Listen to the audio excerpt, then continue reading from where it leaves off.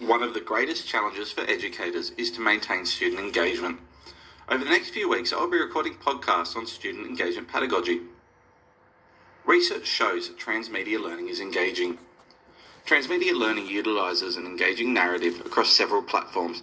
Generally, this narrative is connected to academic content. Transmedia learning is playful and engaging, with a constant, engaging narrative being presented in several modes. Learning caters to different experiences, levels and abilities. Historically, transmedia has not been dependent on technologies. Essentially, learners were encouraged to look at the world in different ways. As technologies have emerged, they are more frequently used in transmedia learning to create an enhanced learning experience. To implement a transmedia project, educators must consider the needs of the learners when selecting a platform, how learners will be engaged with the project, connect to real-life experiences, and where possible, extend learning beyond the schoolyard. Educators must ensure that learners are armed with the right skills to fully engage in a transmedia project.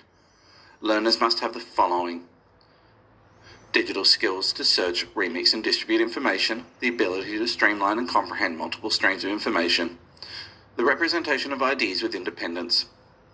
Keeping in mind Alba's characteristics of transmedia play being resourcefulness, social interaction, mobility, accessibility and replayable, there are many successful examples of how to implement transmedia in the classroom.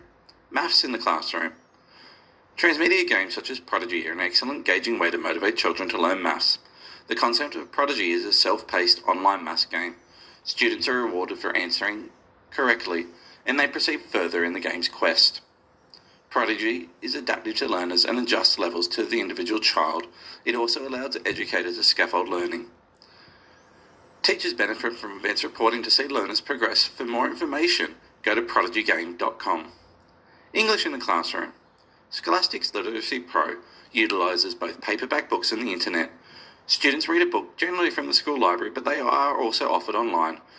Students then can take an online quiz where teachers can see learners' understanding of the book. For more information on LitPro, go to scholastic.com. A challenge implementing transmedia learning in schools, where the reliance is on technology, is the availability of ICT in schools. If resources are available, a highly supported learning and engaging environment can be created. However, not all schools have the same technology available, showing there is a digital divide in schools, as well in students' lives outside of school. In regards to transmedia learning, I'll leave you with a few thoughts from Meryl Alper.